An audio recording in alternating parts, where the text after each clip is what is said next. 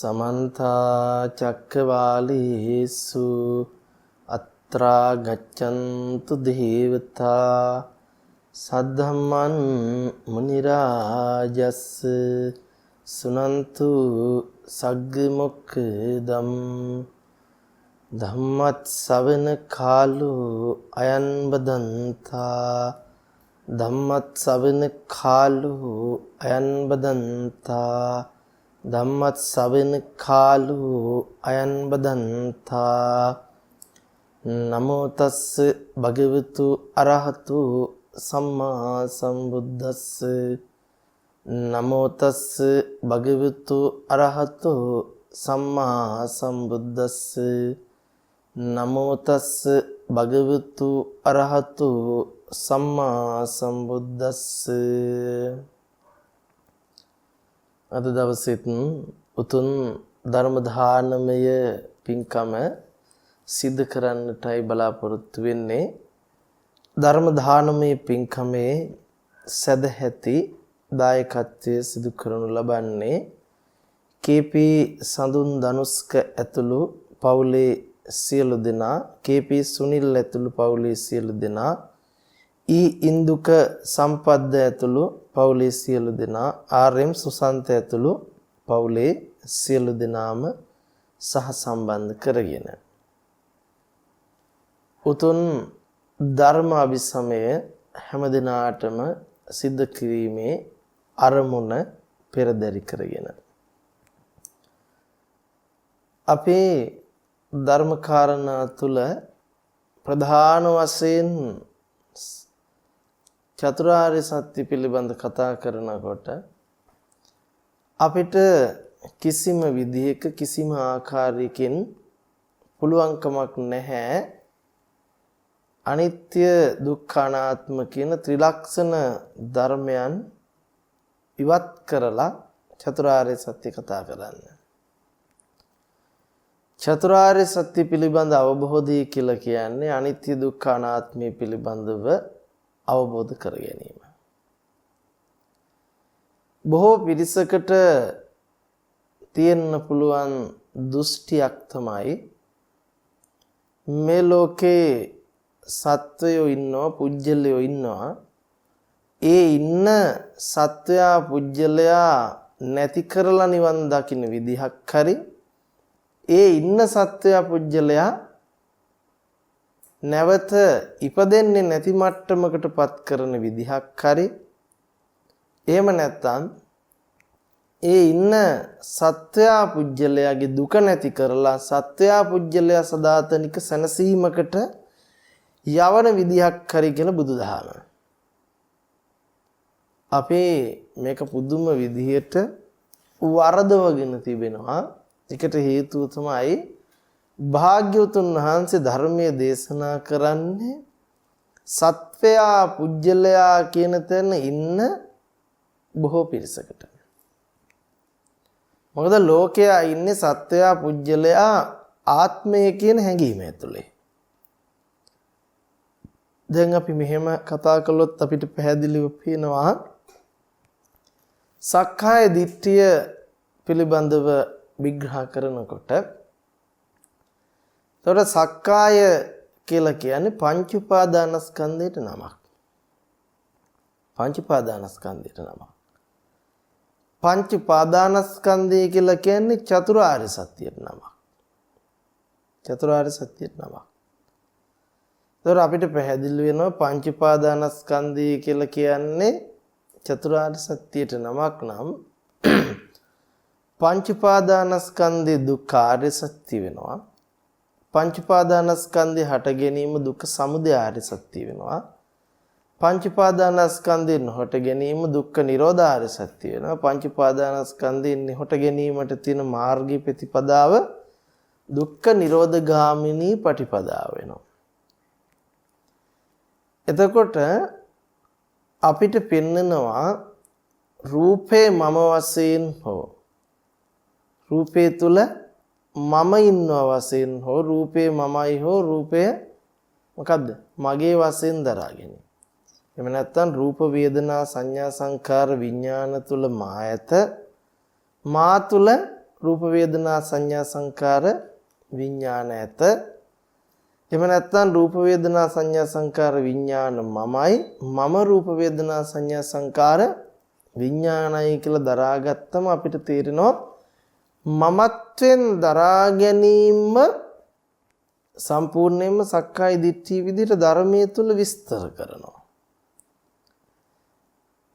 එහෙමනම් අපි තේරුම් ගන්න වෙනවා මේ රූප වේදනා සංඥා සංකාර විඥාන පහ මමත්වයෙන් තේරුම් ගැනීමම දෝෂ සහිත බව. එතකොට මේකෙන් අදහස් කරන්නේ නැහැ මමෙක් ඉන්නවය ඒ ඉන්න මම ඉපදෙන එක නැති කරලා නිවනට යනවා කියලා හරි මමෙක් ඉන්නවය ඒ මම මොකද්ද ඒ මට පවතින දුක නැති කරලා නිවන් පුරේ සැනසෙනවා හරි කියලා අර්ථකථනය නිරූපණය කරන්නේ නැහැ. එතකොට අපි පැහැදිලිවම තේරුම් ගන්න ඕන තණ්හාව දුරු කිරීම තමයි බුදුරජාණන් වහන්සේ දේශනා කළා තියෙන්නේ කිව්වම තණ්හාව එහෙම නිකන් දුරු කරන්න බෑ අවිද්‍යාව තියෙනකම්. අවිද්‍යාව තියෙනකම් තණ්හාව දුරු කරන්න බෑ. ඒකට හේතුව තමයි අපේ පටිච්ච සමුප්පාද ධර්මයේ වරදවා තේරුම් ගැනීම. අපි හිතන්නේ පෙර සංසාරේ ඉඳලා දුක් විඳගෙන යන සත්වයෙක් ඉන්නවා. ඒ සත්වයා සසර ගමන යන්නේ තණ්හාව මූලික කරගෙන. ඒ නිසා තණ්හාව නැති කරොත් ඒ සත්වයා පුජ්‍යලයාගේ මොකක් වෙනවද? දුක නැති වෙනවා. එහෙම නැත්නම් නැවත උපදින්න එක නැති වෙනවා. ඔය කියන දෘෂ්ටි දෙකටම කෙනෙක් බහින්න පුළුවන්. ඒතර වර්තමානයේ වන විට තියෙන අලුත්ම දෘෂ්ටිය තමයි බොහෝ දෙනෙකුට අභියෝගාත්මක ප්‍රකාශ ඉදිරිපත් කරමින් කරන වර්තමාන දෘෂ්ටි අර්ථකථනයක් තියෙනවා. බුදුරජාණන් වහන්සේලා රහතන් වහන්සේලා තවම ඉන්නවා දුක නැති කරලා. දුක නැති කරපු බුදුරජාණන් වහන්සේ තවම ඉන්නවා. දුක නැති කරපු රහතන් වහන්සේලා තවම ඉන්නවා. එතකොට බුද්ධ දේශනාවේ කොහේ කොතනක හරි පිරිනුවන් පාපු අතීත බුදුරජාණන් වහන්සේලා රහතන් වහන්සේලා තවම ඉන්නවා කියලා දේශනාවක් අපිට දකින්න හම් වෙන්නේ නැහැ. අනිත් එක මතක තියාගන්න ඕන අපි හිතාගෙන ඉන්නේ බුද්ධ දේශනාව තියෙන්නේ මේ තණ්හාව නැති කරලා දුක නැති කරන්න කියලා. මොකද්ද? නැති කරන්න කියන වචනේ අපිට බුද්ධ දේශනාවේ පාවිච්චි කරන්න බෑ. ඇයි? තණ්හාව නිකන් නැති වෙන්නේ නැහැ, දුක නිකන් නැති වෙන්නේ නැහැ අවිද්‍යාව තියෙනකම්. එතකොට අපේ පටිච්ච සමුප්පාදයේ පටිසම්පාද චක්‍රයේ අපිට අවිද්‍යාවක් ගැන විස්තර කරන්න ඕන නැහැ. එහෙනම් තණ්හාවෙන් මේක පටන් ගන්න තිබුණා. තණ්හාවෙන් පටන් ගන්න තිබුණා. ඒ තණ්හාව දුරු කරාම දුක ඉවරයි. දුක ඉවර වුණාම මොකද ඉවර වෙන්නේ? දුක ඉවරනාම සදාතනික සැනසීමකටපත් වෙනවා. ඒ සැනසීම ලබන කෙනෙක් ලෝක ජීවත් වෙනවා. ඒතර මෙතන සම්පූර්ණයෙන් එතකොට රූප වේදනා සංඥා සංකාර විඥාන පහ තුළ මමත්වෙන් දරා ගන්න දෘෂ්ටිය ප්‍රහීන වෙලා නැහැ. අපි කිසිම කලක කියන්නේ නැහැ සත්පුජ්‍යලයක් ඉන්නවා ඒ ඉන්න සත්පුජ්‍යලයා නැති කරන්න උවමනයි කියලා. සත්පුජ්‍යලයක් ඉන්නවා ඒ සත්පුජ්‍යලයා මොකද්ද? ගේ දුක නැති කරලා ඒ පුජ්‍යලයාට සදාතනික සැනසීමක් ගෙනත් දෙන්න උවමනයි කියලා. එහෙම කාරණාවක් බුද්ධ දේශනාව තුළ විස්තර කරන්නේ නැහැ. අපිට වෙලා තියෙන්නේ මේ ලෞතර බුදුරජාණන් වහන්සේ පෙන්වා වදාරන්නට යෙදුණු පටිච්ච සමුප්පාද න්‍යාය ධර්මය අමතක කරලා අපිට හිතෙන දේවල් අපි ධර්මයට එකතු කරගන්නවා. නමුත් අපි බලන්න ඕන මේ පටිච්ච සමුප්පාද අංග 12 ක්‍රියාත්මක වෙන පටිච්ච සමුප්පාද න්‍යාය මොකක්ද කියලා නුවණේ. එතකොට අපිට පැහැදිලි වෙනවා ඉති ඉමස්මින් සති ඉදන් හෝති. ඉමස්ස උප්පාදා ඉදන් උප්පජ්ජති. ඉමස්මින් අසති ඉදන් න හෝති. ඉමස්ස නිරෝධා ඉදන් නිරුජ්ජති. මෙය ඇතිකල්හිම මේ වේ, මේ උපදීමෙන්ම මේ උපදී, මේ නැතිකල්හි මේ නොවේ, මේ නූපදීමෙන් මේ නූපදී. එතකොට ඔන්න අපි හොඳට මතක තියාගන්න ඕන මේ ඇතිකල්හි මේ වේ, මේ උපදීමෙන් මේ උපදී. එතකොට කෙනෙකුට කියන්න පුළුවන් තණ්හාව ඇතිකල්හිම දුක වේ, දුක ඉපදීමෙන් තණ්හාව මොකද්ද? තණ්හාව ඉපදීමෙන් දුක උපදී. තණ්හාව නැති කල්හි මොකද්ද නැත්තේ? දුක නොවේ. ඊට පස්සේ තණ්හාව නූපදීමෙන් දුක නූපදී. කතාව වැරදි නෑ. කතාව හරි. තණ්හාව නූපදීමෙන් දුක නූපදී මිසක තණ්හාව නොමැති තැනක දුකේ හැට ගැනීම මොකද්ද? නැති වෙනවා මිසක මෙතන කිසිම විදිහකට අර්ථකථනයක් වෙන්නේ නැහැ.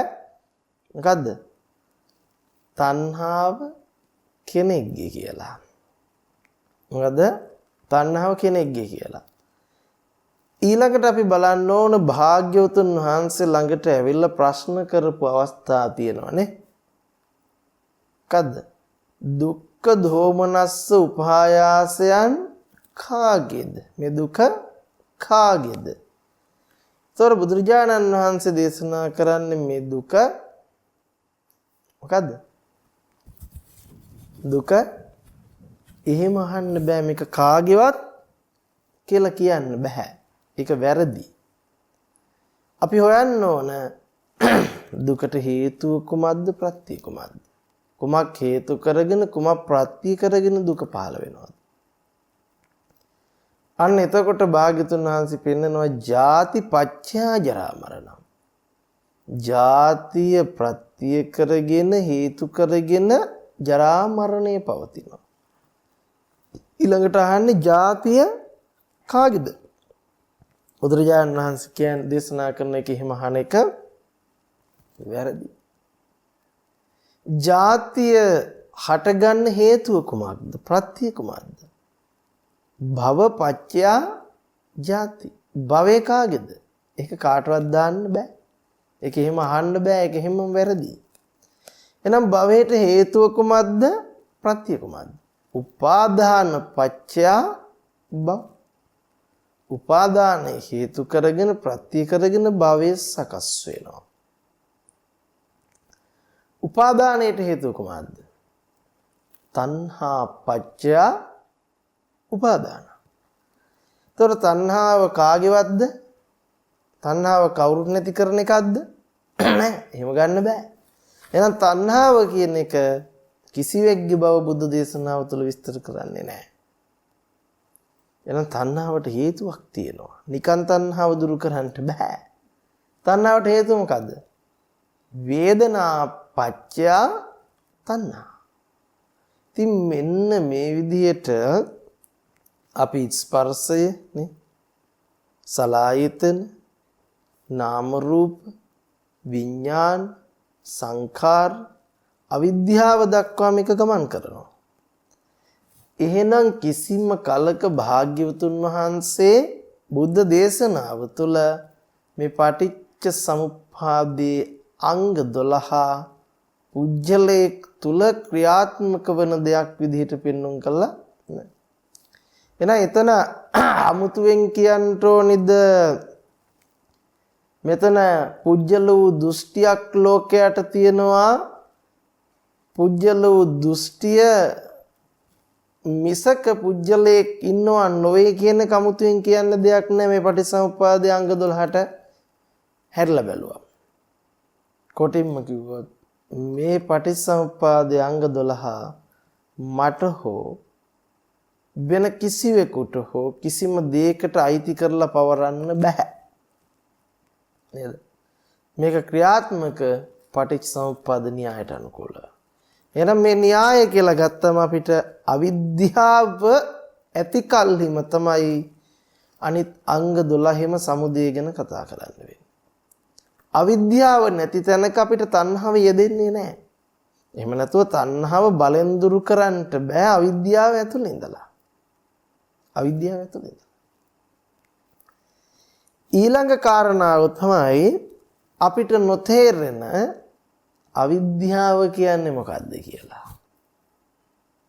අවිද්‍යාව කියන්නේ මොකක්ද කියලා.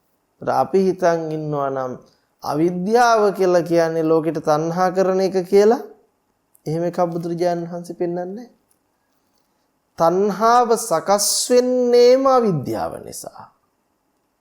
එයි අවිද්‍යා සංකාර විඥාන නාම රූප සලආයතන පස්ස වේදනා තණ්හා. තණ්හාව තියෙන්නේ මේ පටිච්චසමුප්පාදයේ මැද හරියක. අවිද්‍යාවෙන් යුක්තව ලෝකයේ සංස්කරණය කරන කොට මොකද්ද වෙන්නේ? එතකොට මොකද්ද වෙන්නේ? එතකොට මේ විඥානයේ නාම රූප ධර්මතාවය කෙරෙහි වරදවා වටහා ගන්නවා. සලායතන දරාගත් පුජ්‍යලේ ලෝක ස්පර්ශයන් විඳින බවට. ඒත් එක්කල ඒ ස්පර්ශයන්ට තණ්හා කරන බවට. එතකොට අවිද්‍යාව ඇතුලේ දෘෂ්ටි කෝණයක් තමයි එහෙමනම් ලෝකේ පවතින යමකට සත්වයක් තණ්හාව පවත්වනවා. එතකොට සත්වයක් කියනකොටම අපිට පැහැදිලි පටිච්චසමුප්පාදයේ කිසිවෙකුට අයිති කරන්න බැරි එක අයිති කරගෙන අවසానයිද නැද්ද? අවසానයිද? ඕන මොලේ ඇති ප්‍රඥාවන්තයෙකුට තේරෙනවා පටිච්චසමුප්පාදයේ අංග 12 කිසිවෙකුට පනවන්න බැරි කොට ඒ පනවාගෙන පුජ්‍යලයා ලෝකෙට තණ්හාව දුරු කරනවා කියන තැනින් ගන්න පුළුවන් කමක්. එහෙනම් බුදුරජාණන් වහන්සේ පටිච්චසමුප්පාදයේ අංග 12 විස්තර කරනකොට පුජ්‍යලේක් ලෝකයක් පරිහරණය කරන විදිහක් පෙන්눔 කළා නේ. පුජ්‍යලේක් ලෝකයක් පරිහරණය කරන විදිහක් පෙන්නලා නේ. පුජ්‍යලේකට අයිති කරලා හෝ ලෝකයකට අයිති කරලා පටිච්චසමුප්පාදේ පෙන්නලා නැහැ. අවිද්‍යාව සංකාර අරයාගේ මෙයාගේ තණ්හාව අරයාගේ මෙයාගේ අරකට කරන්නේ මෙයා එහෙම කළාද කියලා තියනවද? නැහැ. ඒ නිසා අපි හොඳට මතක තියාගන්න ඕන අපි අවිද්‍යාව ඇතුළේ ඉඳලා පුජ්‍යලයා කොයිතරම් පනව ගන්න හැදුවත් අපි පුජ්‍යලයා පනවා ගැනීමම මෝඩකමක් බවට පැහැදිලි වෙනවා. මේ පටිච්චසමුප්පාදයේ අංග 12 පුජ්‍යලයක් විදියට පනවන්නට බැරි බවම කෙනෙකුට අයිති කරන්න බැරි බවම බුදු දේශනාව තුළ තියෙද්දි. ඉතින් එහෙම තියෙද්දි මේ පනවාගෙන මොනවාද? තණ්හාව දුරු කරපු රහතන් වහන්සේලා ආයි කොහෙටද යන්නේ? මේ පටිච්චසමුප්පාදයේ ක්‍රියාකාරීත්වය කෙනාට පවරලා. ඊට පස්සේ කියනවා දුක නැති කරපු බුදුරජාණන් වහන්සේ තාම ඉන්නවලු. දුක නැති කරපු රහතන් වහන්සේලා තවම ඉන්නවලු දුක නැති කරලා සැනසීම ලබාගෙන සදාතනික සැනසීම. ඉතින් සත්‍යය කෙරවල ඉඳලාවලු අනන්තය දක්වා යනවලු. ඉතින් මේ අනන්තයක් හෝ කෙරවලක් ගැන නෙවෙයි මේ භාග්‍යතුන් වහන්සේ පෙන්වව දාරන්නේ. සම්පූර්ණයෙන්ම මේ පච්චුප්පන්න මොහොතේ පච්චුප්පන්න මොහොත මේ ඇති කල්ලි මේ වේ නිසා ඒක නිසා මේක වෙනවත් මේක නිසා ඒක වෙනවත් නෙවෙයි. ඉතින් තණ්හාව නිසා අද මෙතනට ආවවත් මෙතන තණ්හාව දුරු කළා වෙන කොතනටවත් තණ්හාව දුරු කරපු කෙනෙක් යනවත් තණ්හාව දුරු කරපු කෙනා නොයා ඉන්නවත් නෙවෙයි. එහෙනම් ඉපදීම නැති කරලා දුක නැති කරනවා කියපු අර්ථෙත් වැරදි නේද? ඉපදීම නැති කරලා දුක නැති කරනවා කියපු අර්ථයත් වැරදෙනවා. ඒ වගේ මොකද්ද? කෙනා ඉන්නේ නැද්දි දුක නැති කරලා එක්කෙනා සුගතියට ගෙනෙනවා කියප එකත් වැරදි. අපි හිමනම් මෙතනදි තේරුම් ගන්නට ඕන අපි ඉන්න දෘෂ්ටිය බරපතල දෘෂ්ටිවාදයක්. ඒක එසේ මෙසේ දෘෂ්ටිවාදයක් නෙවෙයි. මේ සියලු දෘෂ්ටීන්ට බැස ගන්න, මේ සියලු දෘෂ්ටීන්ටපත් වෙන්න හේතුවක් තියෙනවා. ඒ හේතුව අපි අවබෝධ කරගන්නට උවමනයි. ඒකම හේතුව තමයි අපිට චතුරාර්ය සත්‍ය පිළිබඳව තියෙන අනුබෝධය. චතුරාර්ය සත්‍ය පිළිබඳව පවතින අනුබෝධය. තව විදිහකට කිව්වොත් පංච උපාදානස්කන්ධ පිළිබඳව පවතින අනුබෝධය. අපි හිතන් ඉන්නේ පංච උපාදානස්කන්ධය දුක්ඛ ආර්ය සත්‍ය වෙනකොට පංච උපාදානස්කන්ධේ හට ගැනීම දුක්ඛ සමුදය ආර්ය සත්‍ය වෙනකොට පංච උපාදානස්කන්ධේ නොහට ගැනීම කියන එකට අපි දාලා තියෙනවා පංච උපාදානස්කන්ධේ නැති කිරීම කියලා. පංච උපාදානස්කන්ධේ නැති කරන මාර්ගය කියලා. එහෙනම් කොටින්ම කිව්වොත් අපි හිතන් ඉන්නේ දුකක් තියෙනවා. තියෙන දුක නැති කරන්නයි බුදුරජාණන් වහන්සේ ධර්මයේ දේශනා කළේ කියලා. දුක තියෙන බවට ගන්න තැනම තමයි වැරද්ද තියෙන්නේ. අපි හිතන් ඉන්නේ තියෙන දුක නැති කරන්න බුදුරජාණන් වහන්සේ ධර්මයේ දේශනා කළා කියලා. බුද්ධ දේශනාවේ කිසිම තැනක දුකක් තියෙනවා ඒ දුක සත්වයකට අයිති කියලා පනවලවත් නැහැ. දුක තියෙන බවට පනවන්නේ නැතුව දුක කොහෙද පුජ්‍යලයකට අයිති බව පෙන්වලා දීලා තියෙන්නේ. නේද? දුක හටගන්න හේතුව මොකද්ද? අවිද්‍යාව. එහෙනම් තණ්හාව හටගන්න හේතුවත් අවිද්‍යාව. එහෙනම් හේතුව තියාගෙන අපි වෙන මොනවා කරත් වැඩක් නැහැ. අවිද්‍යාව තියාගෙන තණ්හාව දුරු කළා තියනවා කියන දුක නැති කරගන්න හැදුවට වැඩක් වෙන්නේ නැහැ. බුදුරජාණන් වහන්සේ මෙතනදී පැහැදිලිවම පෙන්වා වදාරන්නේ චතුරාර්ය සත්‍ය තුල දුක නැති කරන විදිහක් නෙවෙයි. දුක්ඛ ආර්ය සත්‍ය, දුක්ඛ සමුදය ආර්ය සත්‍ය, දුක්ඛ නිරෝධ ආර්ය සත්‍ය, දුක්ඛ නිරෝධ ගාමිනී පටිපදාර්ය සත්‍ය. ඉතින් මෙහෙම කියපු ගමන් ඔය ලස්සන නැති කරන විදිහ තියෙන්නේ කියලා කෙනෙක් කියන්න පුළුවන්. නමුත් මතක තියාගන්න සමුදය කියන්නේ හට ගැනීම නම් නිරෝධය කියන්නේ නොහට ගැනීම. සමුදය කියන්නේ ඇතිවීම නම් නිරෝධය කියන්නේ ඇති නොවීම. එහෙම නැතු නැතිවීම නෙවෙයි. එහෙනම් ඇතිවීමට හේතුව තමයි අවිද්‍යාව. එහෙනම් දුක සහ දුක්ඛ සමුදය හටගන්නේ අවිද්‍යාව මූලික කරගෙන. අවිද්‍යාව දුරු වෙච්ච තැනක අපිට දුක ගැන කතා කරන්න බෑ. දුක ගැන කතා කරන්න බෑ. ඒක දුක්ඛ නිරෝධ ගාමිනී ප්‍රතිපදාව. එහෙනම් බුදුරජාණන් වහන්සේ පෙන්වන්නේ මොකද්ද?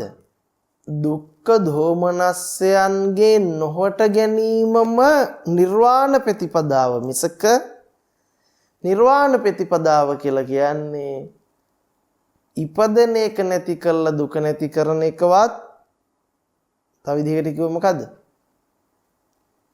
ඉපදෙන එක නැති කරලා දුක නැති කරන විදිහවත් තණ්හාව නැති කරලා දුක නැති කරපු පුජ්‍යලයාව වෙන කොහෙට හරි ගෙනියන එකවත් පුජ්‍යලයා නැති කරන එකවත් නෙවෙයි.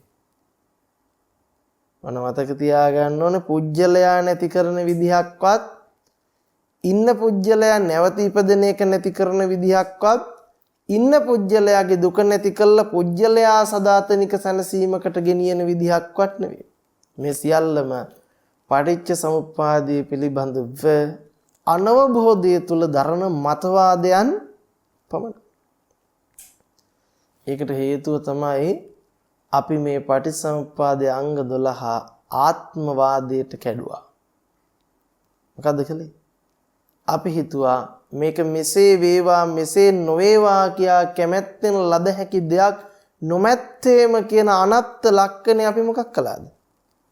මෙසේ වේවා මෙසේ නොවේවා කියලා පැතුවා. කොහොමද පැතුවේ? තණ්හාව නොවේවා කියලා හිතාගත්තට හරියන්නේ නෑ. එහෙම ඒක එසේ නොවි තියෙන්නේ නෑ. තණ්හාව වේවා කිව්වට එහෙම වෙන එකක් නෙවෙයි මේක. එහෙනම් අපි මේ කැමැත්තෙන් කරගන්න එකක් නෙවෙයි.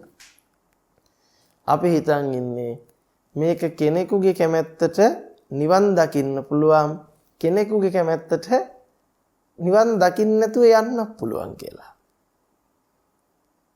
අපි මේ සම්පූර්ණයෙන්ම කන්දානම් පාතු භාවෝ ආයතනානම් පටිලාභෝ අයන් උච්චති ජාති කියපු කාරණා වරද්දගෙන ස්කන්ධයන්ගේ පහළවීමක් ඇද්ද ආයතනයන්ගේ පටිලාභයක් ඇද්ද මේක ජාතිය.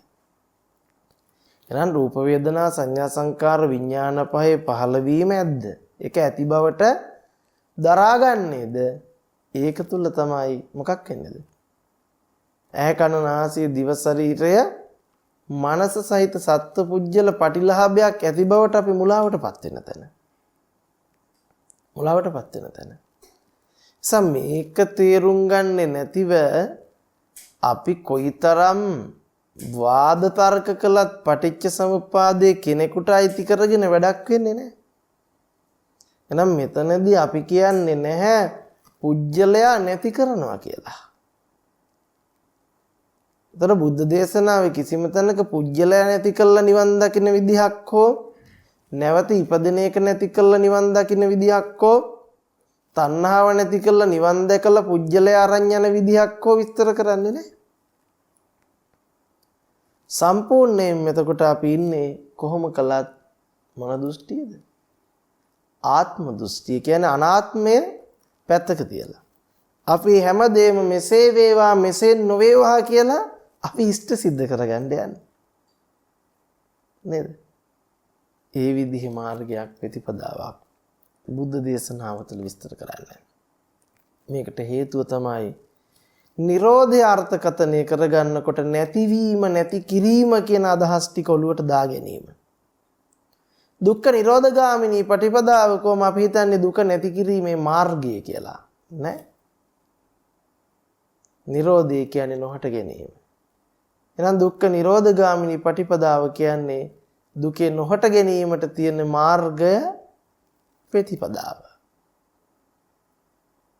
මේක වර්ධවා වටහාගත් අනවබෝධය ඇතුලේ තර්ක කරනවා, අභියෝග කරනවා, අපි ළඟට එන්න කියනවා, නැත්නම් අපි ඔබලා ළඟට එන්නම් කියනවා. මේ විදිහේ පුදුම විදිහේ මතවාද ගොඩක අපි පැටලෙනවා.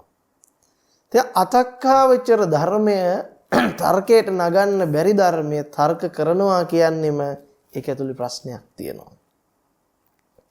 තර්ක කරන්නේ සම්පූර්ණයෙන්ම පටිච්චසමුප්පාදයේ අංග 12 කෙනෙකුට පවරලා.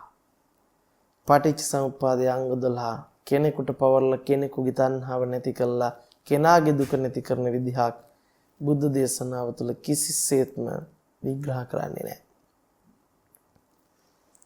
අපි එහෙමනම් බලන්න ඕන බුදුරජාණන් වහන්සේ අපිට දේශනා කරනවා ධර්ම අවබෝධයේ පිණිස පුජ්‍යලයා නැති කරන්නටවත් පුජ්‍යලයාගේ දුක නැති කරන්නටවත් නේ එහෙම එකක් නෙවෙයි පෙන්නන්නේ. මොකද්ද? පංච උපාදානස්කන්ධයත් දකින්න. සෝවාන් වීම පිණිස කුමක් කළ යුතුද? පංච උපාදානස්කන්ධයත් දකින්න. සකෘදාගාමි වීම පිණිස කුමක් කළ යුතුද? පංච උපාදානස්කන්ධයත් දකින්න. අනාගාමි වීම පිණිස කුමක් කළ යුතුද?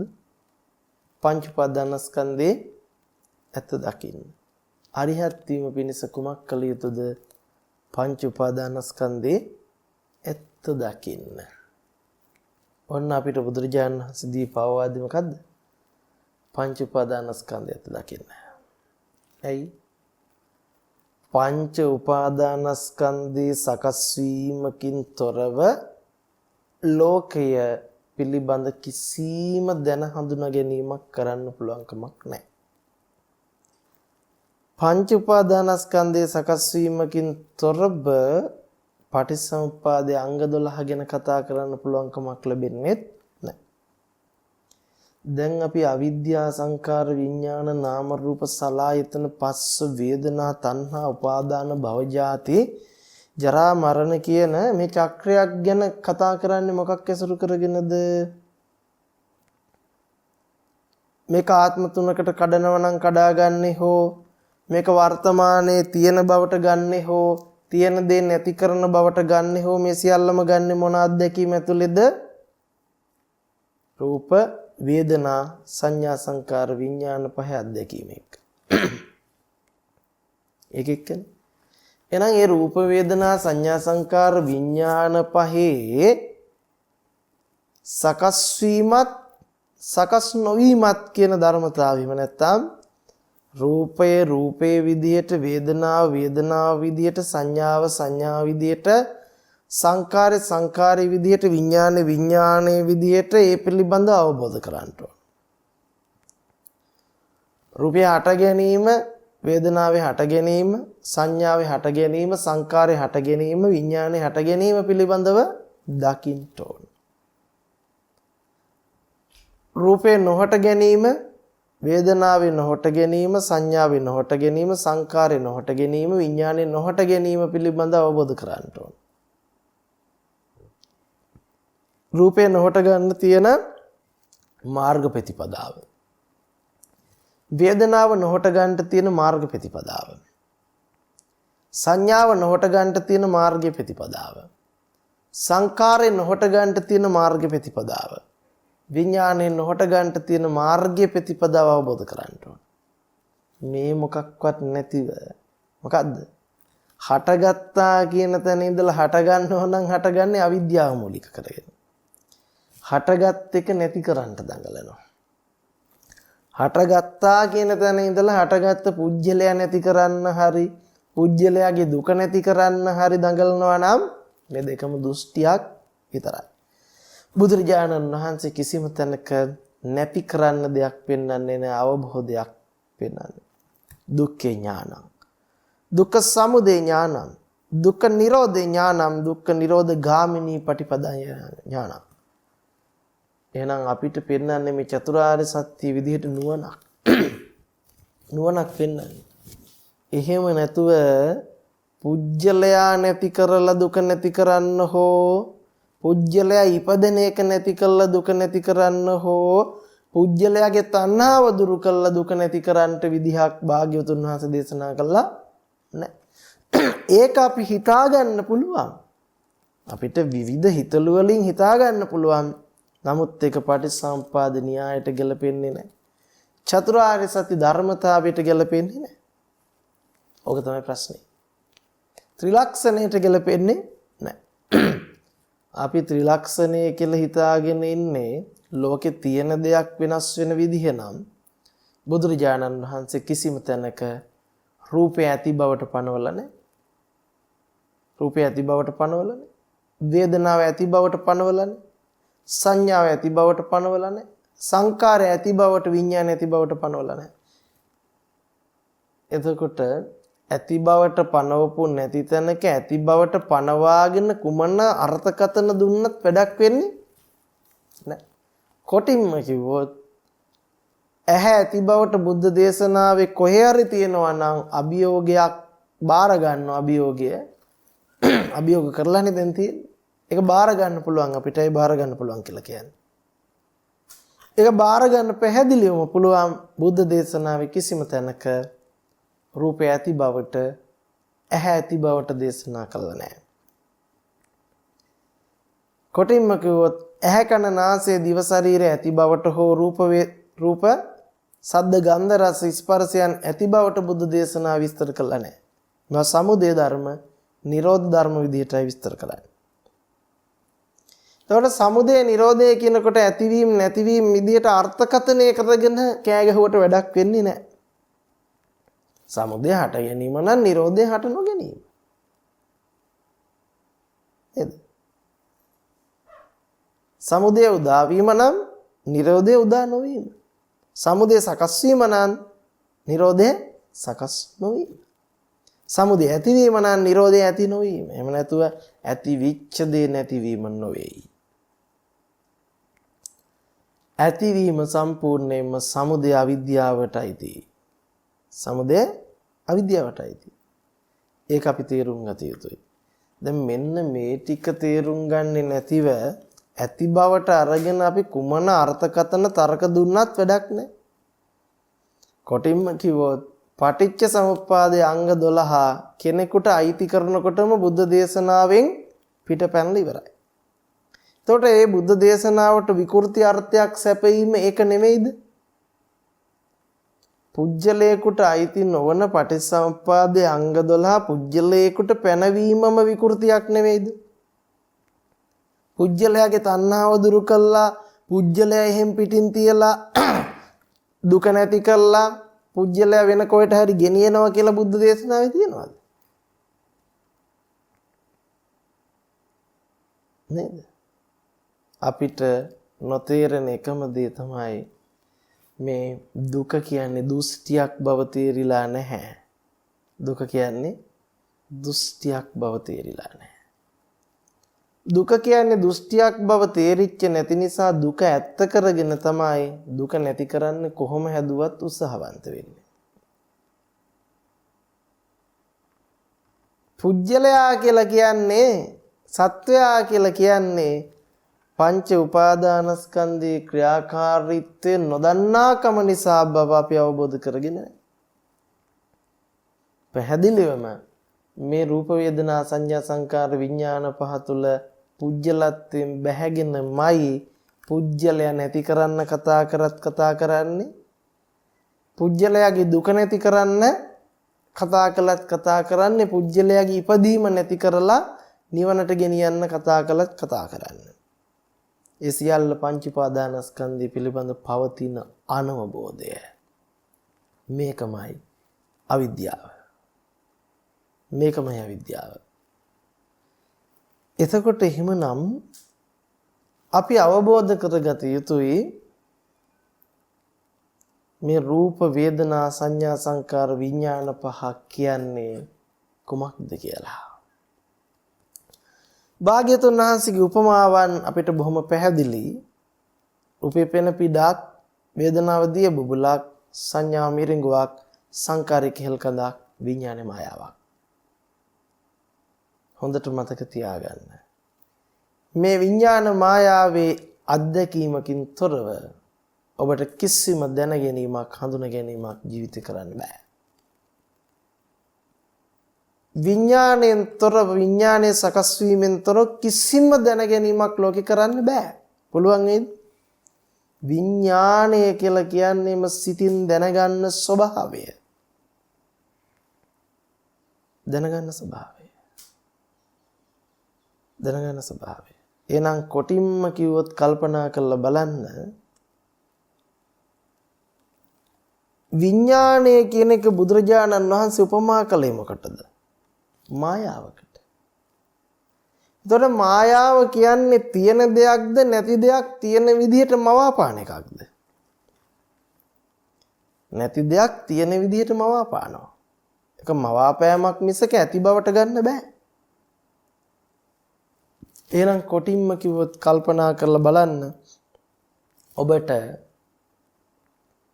විඥානයේ අත්දැකීමක් විදිහට තමයි රූපය ගැන කතා කරන්න පුළුවන්කම තියෙන්නේ. වේදනාව ගැන කතා කරන්න පුළුවන්කම තියෙන්නේ. සංඥාව ගැන කතා කරන්න පුළුවන්කම තියෙන්නේ. සංඛාරය ගැන කතා කරන්න පුළුවන්කම තියෙන්නේ.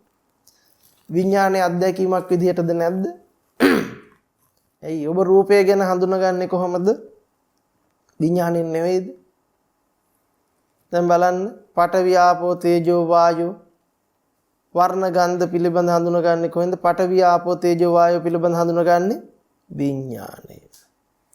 ඒ වේදනාව පිළිබඳව පිළිබඳ වින්දනයේ පිළිබඳව හඳුනගන්නේ කොහොමද?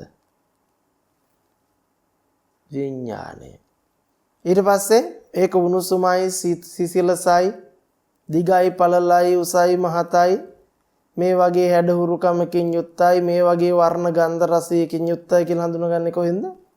විඥාණයෙන්. ඒකෙන් අර විදිහට මේ විදිහට කරන්න පුළුවන්, මෙහෙම කරන්න පුළුවන්, මෙහෙම තියන්න පුළුවන්, අර එහෙම හදන්න පුළුවන්, මෙහෙම ආවා, අර එහෙම ආවා, අර එහෙම ගියා. මේ ඔක්කොම හඳුනගන්නේ කොහෙන්ද? විඥාණයෙන්. එහෙනම් අපිට පැහැදිලි විඥාන මායාව ඇතුලේ සකස් වෙන රූපයක්. විඥානයේ තුලින් හඳුනගන්න වේදනාවක්. විඥානයේ අත්දැකීමක් විදිහට හඳුනගන්න සංඥාවක්. විඥානයේ අත්දැකීමක් විදිහට හඳුනගන්න සංකාරයක්. සංකාරයක්. එතකොට විඥානය කියලා කියන්නේ මේ වෙලාවේ සකස් වෙන හිත. මේ වෙලාවේ ඔබේ විඥානයේ සකස් වීම, සිතේ සකස් වීම නැත්තම් මොකක් වෙනවද? මුළු මහත් ලෝකෙම අත්දැකීම් ටික අවසන් වෙනවද නැද්ද? අවසන් වෙනවා. මුළු මහත් ලෝකෙම අත්දැකීම් ටික අවසන් වෙනවා. හොඳට මතක තියාගන්න එහෙමනම් මේ වෙලාවේ සකස් වෙන සිත ආපු තැනක් ගැන කතා කරන්න බෑ. යන තැනක් ගැන කතා කරන්න බෑ. ඒක තියෙන බවට ඇති බවට ගන්න බෑ. ඇති බවට ගත්තට වැඩක් වෙන්නේ නෑ. ඇති තැන පණවන්නට බැරි වෙනකොටම ඇත කියලා ගන්නකොටම මොකක් වෙනවද? නැතාන්ති පැන වෙනවා. ඇයි? ඇත කියලා ගන්නකොටම ස්වභාවය තමයි ඒකේ අනිත් පැත්ත පැනවිලාම තියෙන්නේ. ඇත කියලා ගන්නකොටම මේ වෙලාව මොකක් වෙලා ඉවරද? වෙලාව පැනවිලා ඉවරයි. හැබැයි පනවල වෙලාව නතර කරන්න බෑ. පනවනකොටම මොකක් වෙනවද? නැති වෙනවා. පනවනකොටම නැති වෙනවා. පනවනකොටම නැති වෙනවා. ඇයි?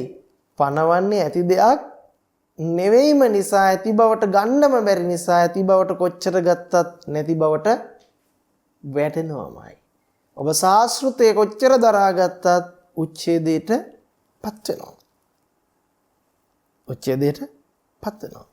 එහෙනම් කොටින්ම හිතුවොත් ඔබට මේ තමන් පිළිබඳව, ලෝකෙ පිළිබඳව කියන අත්දැකීම් දෙකම දෙපැත්තම ගෙනල්ලා දෙන්නේ කොහෙන්ද? විඥානයේ නාම රූප අත්දැකීමක් විදිහට. පැහැදිලිද? එහෙනම් ඔබට හම්බ වෙන්නේ, ලෝකේ හම්බ වෙන්නේ කොහෙද? විඥානයේ අත්දැකීමක් විදිහට.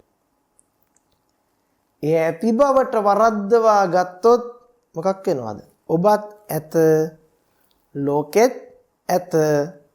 දැන් තියෙන ලෝකෙට තියෙන පුජ්‍යලයාගේ තණ්හාව දුරු කිරීම කියන්නේ සම්පූර්ණයෙන්ම විඥානයේ ග්‍රහණයට අහු වෙලා කරගන්න අර්ථකථනයක්.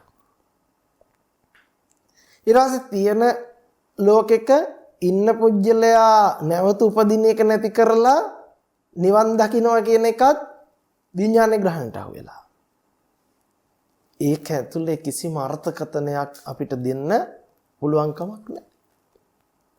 අපි ඒකට කොටු වෙලා. එහෙනම් කොටින්ම කිව්වොත් ලෝකය කියලා කියන්නේ පංච උපාදානස්කන්ධ අධ්‍යක්ීම නේද? ඔන්න අපිට පැහැදිලි. එහෙමනම් විඥාණයම තියෙන තැනක්, ආපු තැනක්, යන තැනක් බනවන්ට බැරි නම් නාම රූපය ගැන කතා කරනුම කිම? මම ගැන, ලෝකය ගැන කතා කරනුම කිම? එහෙනම් දුක නිර්මාණය වෙන්නේ විඥානය නැමැති බුද්ධ උපමාව මායාවට අහු විච්ච තැන නාම රූප ග්‍රහණයට ලක්වීම. එහෙනම් විඥානයේ ස්වභාවය මොකද්ද? ඇති බවට පෙන්වීම. එහෙනම් නැති වෙන බවට පත් කරගන්නේ ඔබේ දෘෂ්ටිය නිසායි. ඇති බවට කොච්චර ගත්තත් තියෙන දෙයක් නොවන නිසා, තියෙන තැනක් නැති නිසා නැති බවට පරිවර්තනය වෙනවාමයි. නැති බවට පරිවර්තනය වෙනකොට දුක එනවාමයි. නේද? දුක එනවාමයි දුකට කොටු වෙනවාමයි. දුක් කාර්ය සත්‍ය අවබෝධ වෙන්නේ නැහැ. නමුත් ඔන්න අපි මතක තියාගත යුතුයි රූපේ පෙන පිටක්නේ. හරනේ ඉතින් විඥානයේ අත්දැකීමක් විදිහට නම් හම්බ වෙන්නේ විඥානයේ මායාවක් නම් මායාව ඇතුලේ හම්බ වෙන දේවල් ගැන කියනුම කිම මායාව ඇතුලේ සකස් කරන සකස් කිරීම හිතන පතන සංකාර ටික මොකද්ද? කිසි අර්ථ සම්පන්න නැති කිසිම අරටුවක් නැති කෙහෙල් කඳක් වගේ. ඒ ඇතුලේ ඔබ ගන්න සංඥා ටික මිරිඟුවේ ජලය හා සමානයි. මේ මායාව ඇතුළේ ගන්න. දිග පළල උස මහත හැඩ හුරුකම් මරක මේක කියලා ගන්න සංඥා ටික මායාව වගේ. මිරිඟුව වගේ. මේ වතුර තියෙන්න එපා මිරිඟුවේ වතුර විතරක් නෙවෙයි මිරිඟුව තියෙන තැන පනවන්නටත් බෑ. වේදනාව දිය බූලා. බෑ යමක් වින්දනය කරනවා නම් මතක තියාගන්න. ඒ වින්දනය කරන්නේ මායාව ඇතුලේ අත්දැකීමක්. විඥානයේ අත්දැකීමක්. එහෙනම් මේ තියෙන රූපේ තියෙන වේදනාව තියෙන සංඥාව තියෙන සංකාරය තියෙන විඥානය කියලා ගන්නම බෑයි. නැති දෙයක් ඇති විදිහට මවාපාන තැන තමයි මේ නාම රූප අත්දැකීම ලබන්නේ. විඥානේ නාම රූප අත්දැකීම.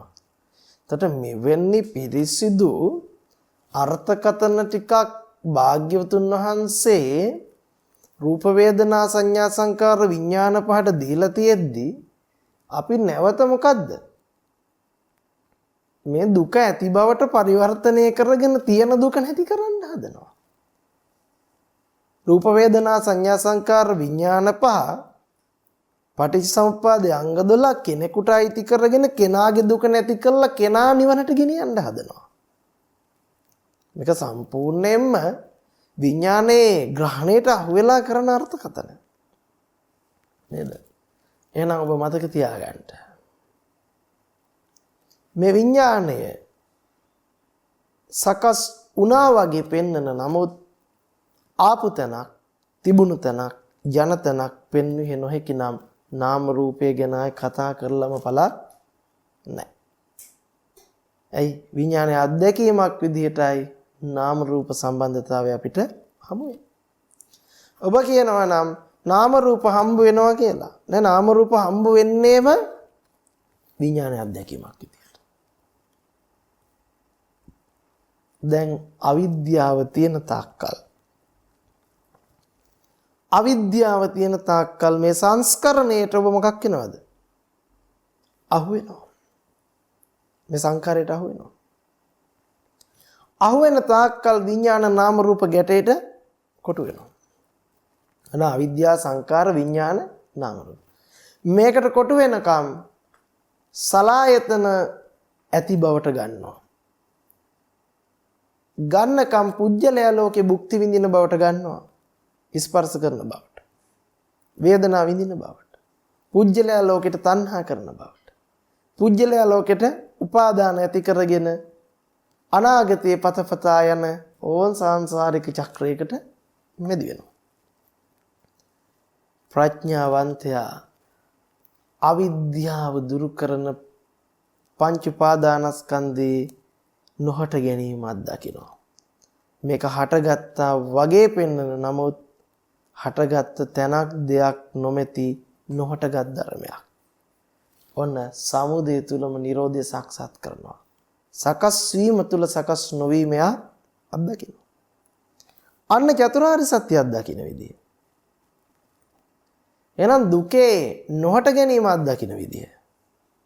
නමුත් අපිට වෙලා තියෙන්නේ අපි දුකේ හට ගැනීම කියන තැනට මුල් බැහැගෙන රූප වේදනා සංඥා සංකාර විඥාන පහ ඇති බවට අරගෙන දැන් මොකද කරන්නේ? ඇති බවට අරගන්න ඒ තුල පැනවෙන මමයි පුජ්‍යලයයි නැත්නම් මමයි ලෝකේ ඇති බවට අරගෙන දැන් ලෝකෙට තණ්හා කරන එක නැති කරලා පුජ්‍යලයා 아무තු නිවන් පුරයකට ගෙනියන්න හදනවා. මේක 아무තු බණක්. එහෙම නිවන් දකින්න ක්‍රමවේදයක් බුද්ධ දේශනාව තුළ විග්‍රහ කරන්නේ නැහැ. එනිසා බුද්ධ දේශනාව තිබෙන්නේ සත්වයාගේ දුක නැති කර ගැනීම පිණිස නොවේ. සත්වයා සහ දුක අවබෝධ කර ගැනීම පිණිස. සත්වයා නැති කිරීම පිණිසවත් සත්වයාගේ දුක නැති කිරීම පිණිසවත් නෙවෙයි. මොකද්ද? සත්වයා සහ දුක අවබෝධ කර ගැනීම පිණිස. අන්න එදාට දුක කියන්නේ බොරුවක් බව තේරෙනවා. දුක කියන්නේ අවිද්‍යාවේ ග්‍රහණය තුල සකස් වෙන්නක් බව තේරෙනවා. දැන් අවිද්‍යාව දුරු වෙච්ච තැනක අමුතුවෙන් තණ්හාව නැති කරන්න ඕනිද? අමුතුවෙන් දුක නැති කරන්න ඕනිද? අමුතුවෙන් පුජ්‍යලයක් ඉපදෙන්නේ නැහැ කියලා කියන්න යන්න ඕනිද? අමුතුවෙන් පුජ්‍යලයක් නිවන් පුරයකට යනවා කියලා කියන්න ඕනිද? අතීතෙන් ආපු පුජ්‍යලයක් ගැන කතා කරන්න ඕනිද? අනාගතයට යන පුජ්‍යලයක් ගැන කතා කරන්න ඕනිද? වර්තමානයේ දෘෂ්ටිය බිඳිනකොටම අතීත අනාගත දෙකෙන් මිදෙනවා. අතීත අනාගත දෙකෙන් මිදෙනවා. පුජ්‍යලයක් ගැන කතා කළ යුතුම නැහැ. ඉතින් අපිට මෙවැනි පැයක දේශනාවක් තුළ මේ අර්ථකථනය ගැඹුරෙන් සිද්ධ කරගන්නට පුළුවන් කමක් නැහැ. නමුත් ඉදිරි දේශනා තුළදී නැවත නැවත මේ පිළිබඳව සාකච්ඡා කරන්නට අපි බලාපොරොත්තු වෙනවා.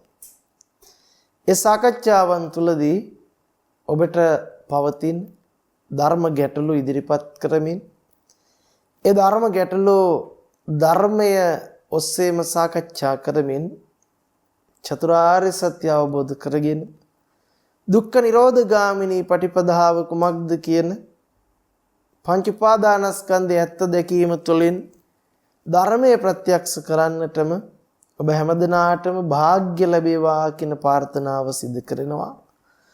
විශේෂයෙන් අද දවසේ ධර්ම දානමේ පින්කමේ දායකත්වයේ සිද්ධ කරනු ලැබුවේ කේ.පී. සඳුන් ධනුස්ක ඇතුළු පවුලේ සියලු දෙනාත්, කේ.පී. සුනිල් ඇතුළු පවුලේ සියලු දෙනාත්, ඉන්දුක සම්පද්ද සිල්වා ඇතුළු පවුලේ සියලු දෙනාත්, ආර්.එම්. සුසන්ත ඇතුළු පවුලේ සියලු දෙනාත් මේ හැම දෙනාටම උතුම් ධර්ම අභිසමයේ පිණසම හේතු වේවා, වාසනාව වේවා කියන ප්‍රාර්ථනාවන් සිදු කරනවා.